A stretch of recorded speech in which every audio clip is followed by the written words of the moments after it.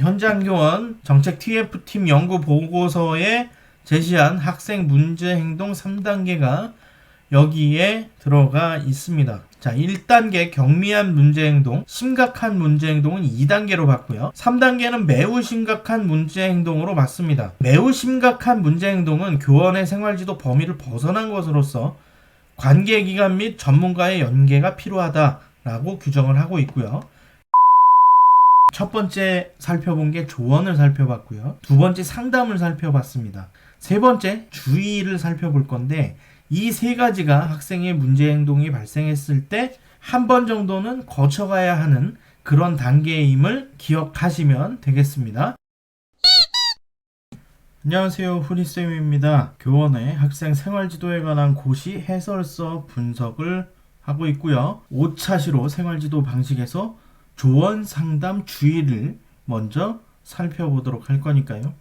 영상 끝까지 시청 부탁드립니다. 구독, 좋아요, 알림 설정도 지금 부탁드릴게요. 그럼 시작합니다.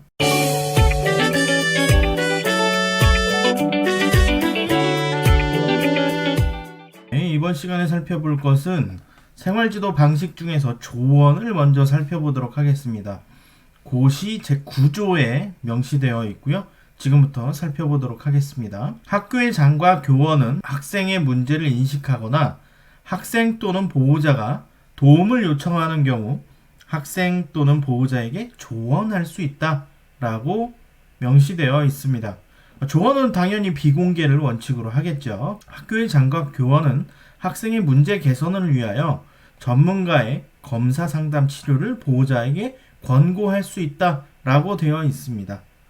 최근에 전문가에게 검사나 상담 치료를 요청했을 때에 보호자가 이의제기를 하거나 아동학대로 신고를 하는 경우가 있었는데 고시에 들어가게 되면서 권고할 수 있다라고 되어 있습니다.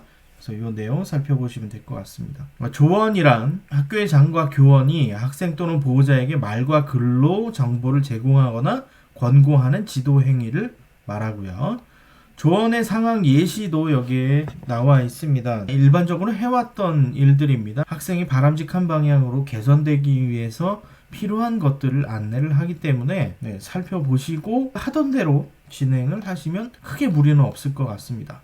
조언의 절차를 이렇게 도식화하고 표시를 해두기는 했는데요. 원인을 분석하고 정보 탐색, 장소 선택, 조언, 사후 관리 이렇게 딱딱 끊어서 진행을 하진 않잖아요. 그래서 원인 분석과 정보를 탐색하고 장소를 선택하고 이런 것들이 자연스럽게 이루어질 수 있게끔 진행을 하시면 될 것 같고요. 선생님들의 판단해서 문제 해결을 지원을 하고 향후에 학생의 상황을 확인하고 상황에 따라서 필요할 때에는 전문기관에 연계해서 진행하는 것을 추천을 드리겠습니다. 지도 요령도 살펴보면 원활하게 의사소통이 이루어지도록 분위기를 조성하고 시간적 여유를 제공하는 것이 좋다. 조언의 형식이기 때문에 학생들이 가능하면 편하게 접근할 수 있는 그런 형태로 접근을 하시면 되겠고요.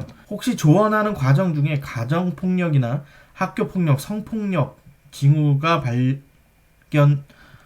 발견되는 경우에는 관련법에 따라서 대응을 해야 된다라고 하는 겁니다. 이건 꼭 알리지 말아주세요 라고 하더라도 이러이러한 상황은 가정폭력에 해당하고 학교폭력에 해당하고 또는 성폭력에 해당하기 때문에 관련법에 따라서 진행해야 돼 라고 이야기하고 진행을 하시면 되겠습니다. 조언에 해당하는 특징 요건, 또 성장을 이끌어내는 건설적인 조언 이런 것들이 Q&A로 제시가 되어 있는데요.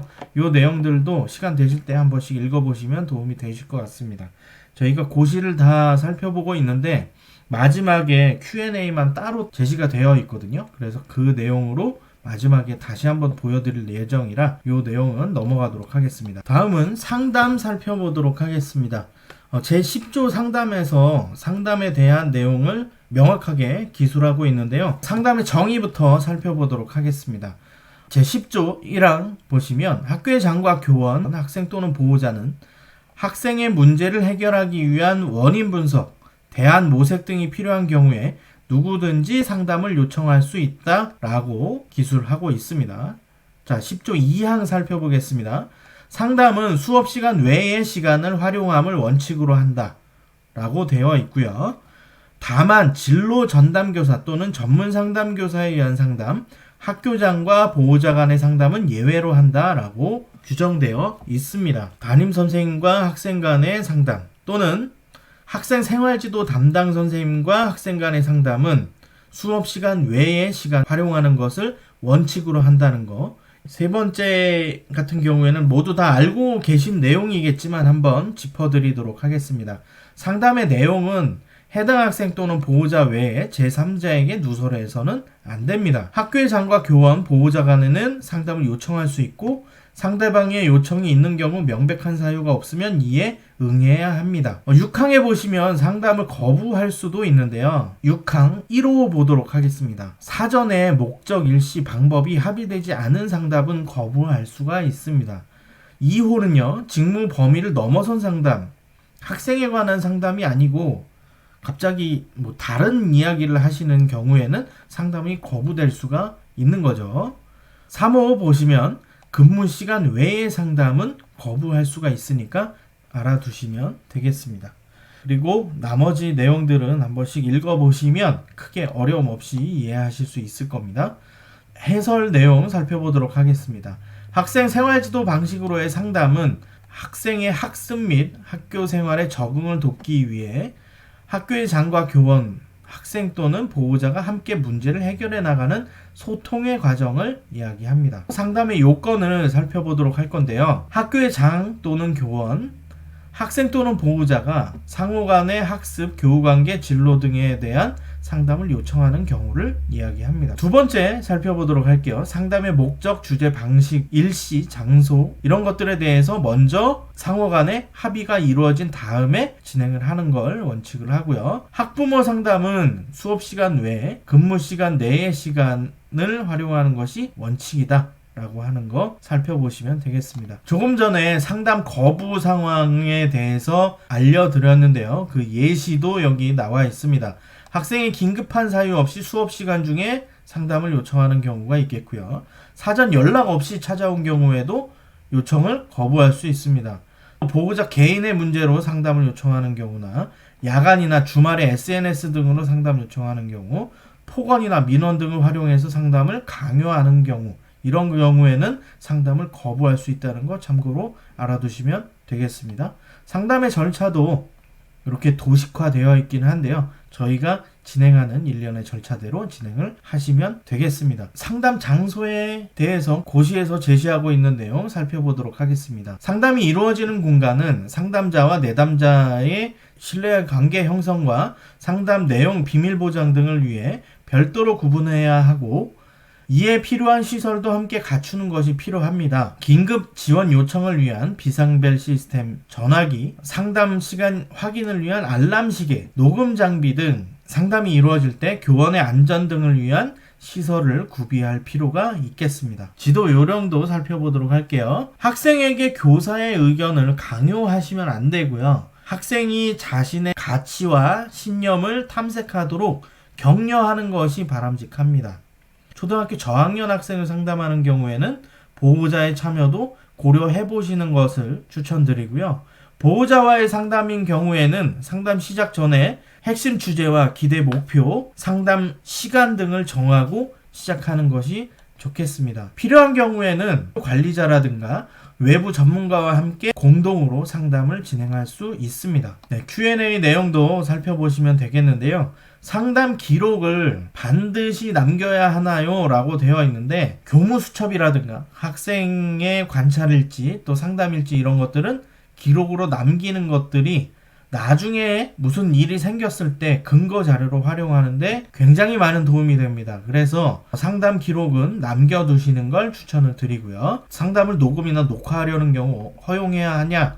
라는 질문에는 녹화가 허용된 장소나 공지된 경우에는 가능한데 그렇지 않은 경우에 상담에 참여한 사람이 모두 동의한 경우에 녹음, 녹화가 허용이 됩니다. 동의하지 않는 녹음이나 녹화가 진행된 것을 인지한 경우에는 상담을 중단할 수 있고요. 학교 안전을 위해 상담실 등에 설치된 CCTV 등을 통해 영상 녹화는 가능합니다. 다음 참고 내용 살펴보도록 하겠습니다. 교원과 보호자의 교육상담 가이드라인인데요. 일반 원칙, 경어를 사용하고 교육과 관련된 사항에 관한 상담을 원칙으로 한다는 거, 상호 협의된 시간 내에서 상담을 진행을 하고요. 교원이 수업 중인 시간에는 상담을 하면 안 되겠습니다. 대면 상담과 전화 상담을 할 때에는 사적인 사안에 대해서 질의하지 않도록 하고 답변을 거부할 수가 있습니다. 지정한 장소에서 대화하는 걸 원칙으로 하고요. 전화 상담을 하는 경우에는 학교 전화를 사용하시는 것을 추천드리겠습니다. 문자와 SNS 상담 원칙 살펴보도록 하겠습니다. 근무 시간 내에 하는 것을 원칙으로 하고요. 정보 교환이 긴급히 필요한 경우에는 근무 시간 외에 문자나 SNS를 주고받을 수는 있는데 거부할 수도 있다는 거 참고로 알아두시면 되겠고요. 사진이나 동영상 이런 것들은 보내실 필요가 없겠습니다. 이메일 상담 원칙 살펴보도록 하겠습니다. 이메일이 도착을 했을 때에는 성실하게 답변을 하고요. 같은 내용으로 계속 이메일을 보내는 경우에는 응답하지 않을 수가 있습니다. 이메일의 내용을 인터넷 등에 공개해서는 더더욱 안 되겠죠. 거기에 사진이라든가 동영상 이런 것들도 보낼 필요가 없겠습니다. 다음 상담의 제한, 이 부분이 중요하다고 생각이 되는데요. 상호 협의된 상담인 경우에라도 상담하려는 보호자가 다음 각 호의 어느 하나에 해당하는 경우에는 사유를 밝히고 상담의 거부나 중단을 할 수가 있습니다. 첫 번째, 술 또는 약물에 취한 상태인 경우. 두 번째 살펴보면 위협을 느끼는 도구나 흉기 등의 물건을 소지하고 있는 경우. 세 번째, 폭언이나 욕설, 협박을 하는 경우. 네 번째, 물리력이나 폭력을 행사하는 경우. 다섯 번째, 직무와 관련 없는 사항을 요구하는 경우가 있겠고요. 여섯 번째는 교원을 괴롭힐 목적으로 계속적으로 또는 반복적으로 질의나 요구를 하는 경우를 이야기하고 있습니다. 일곱 번째는 협의된 시간이나 방법을 벗어난 상담을 요구하는 경우가 있겠고요. 마지막으로 근무 시간 외에 상담을 요구하는 경우는 상담을 거부나 중단할 수 있다는 거 알아두시면 되겠습니다. 그리고 학교의 장 및 교원의 책무를 마지막으로 살펴보도록 하겠습니다. 학교의 장은 교원의 상담 활동에 필요한 상담 시설을 구비하도록 노력해야 하고 상담 활동 운영에 참여해야 합니다. 교원은 학부모와 긴밀하게 관계를 유지하려면 상담과 관련된 교육과 연수를 받아두실 필요도 있겠습니다. 이때 적극적으로 참여해서 학생에 관한 상담이 원활하게 이루어질 수 있게끔 협조해 주시는 것도 좋지 않을까 생각이 되네요. 다음은 주의 살펴보도록 하겠습니다. 첫 번째 살펴본 게 조언을 살펴봤고요. 두 번째 상담을 살펴봤습니다. 세 번째 주의를 살펴볼 건데 이 세 가지가 학생의 문제 행동이 발생했을 때 한 번 정도는 거쳐가야 하는 그런 단계임을 기억하시면 되겠습니다. 주의 살펴보도록 할게요. 주의는 고시 제11조에 규정되어 있습니다. 11조 1항 살펴보도록 하겠습니다. 학교의 장과 교원은 학생의 행동이 학교 안전 및 교내 질서 유지를 저해할 소지가 있는 경우 학생에게 주의를 줄 수 있다라고 규정하고 있습니다. 수업 중 수업에 부적합한 물품을 사용하는 학생에게 주의를 줄 수 있고요.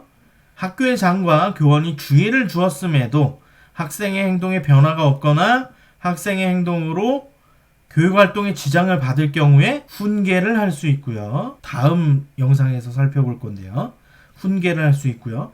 4항 또 살펴보면 학교의 장과 교원이 주의를 주었음에도 학생이 이를 무시하여 인적, 물적 피해가 발생한 경우에는 사전에 주의를 준 학교의 장과 교원은 생활지도에 대한 책무를 다한 것으로 본다라고 규정이 되어 있습니다. 주의를 주었을 때 학생의 행동에 변화가 없거나 학생의 행동으로 교육활동에 지장을 받을 경우에는 훈계를 할 수 있다는 거 꼭 기억하시면 되겠고요. 교원이 학생에게 지도할 수 있는 주의의 종류에는 지적과 경고가 있습니다. 자, 주의를 줄 수 있는 상황들 이렇게 제시가 되어 있는데 사전에 허락 없이 녹음기를 쓰거나 휴대폰을 쓴다거나 이런 경우에 주의를 줄 수 있다는 거 참고로 알아두시면 되겠습니다. 지도 요령도 살펴보도록 할게요. 주의는 학생이 문제 행동이 발생한 즉시 시행하되 문제 행동의 정도와 지속성 등을 고려해서 실시하는 것이 바람직하다 라고 하는 내용 살펴보시면 되겠고요. 간결하고 명확한 언어를 사용해라 라고 하는 거죠. 학생이 주의를 받는 목적과 이유를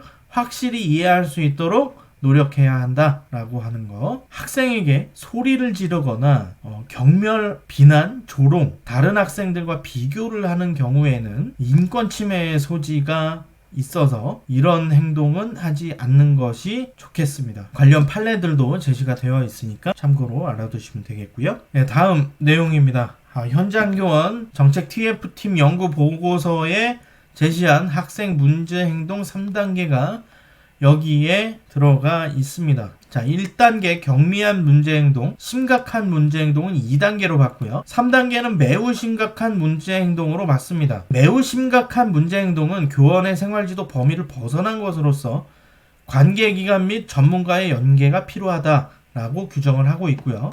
경미한 문제행동 같은 경우에는 학습 분위기를 저해하지만 교육활동을 중단할 정도는 아닌 수준의 활동을 이야기합니다. 수업 중에 산만하게 한다든가 잡담을 한다든가 이런 것들은 경미한 문제행동으로 볼 수 있겠고요. 두 번째, 심각한 문제행동은 살펴보겠습니다. 학습 분위기를 상습적으로 저해하거나 교육활동을 불가하게 하는 수준의 행동을 이야기하고요. 예를 들어서 보면 교사의 지시를 불이행한다거나 다른 학생 또는 교직원에게 피해를 주는 행동을 하는 경우를 이야기합니다. 다음은 교실 내 자리를 이탈한다든가 핸드폰을 무단으로 사용한다든가 학습활동을 거부하는 경우, 이때에는 심각한 문제 행동으로 보아서 처리를 하게 되고요. 여기에서는 경미한 문제 행동이 지속될 경우에는 2단계에 준해서 조치할 수 있다라고 하는 거 살펴보시면 되겠고요. 매우 심각한 문제 행동은 교육활동을 방해하는 수준을 넘어서 본인 및 타인에게 위해를 가하는 등 행위로 즉시 분리가 필요한 수준의 행동을 이야기합니다. 심각한 언어폭력이나 성폭력, 흉기 소지 이런 것들은 매우 심각한 문제 행동으로 보아서 관계기관과 전문가 연계가 필요하다는 거 알아두시면 되겠습니다. 5차 시에서는 생활지도의 방식 중에서 조언 상담 주의를 살펴보았습니다. 다음 시간에 생활지도의 방식 나머지 내용들을 살펴보도록 하겠습니다. 영상 시청해주셔서 감사합니다.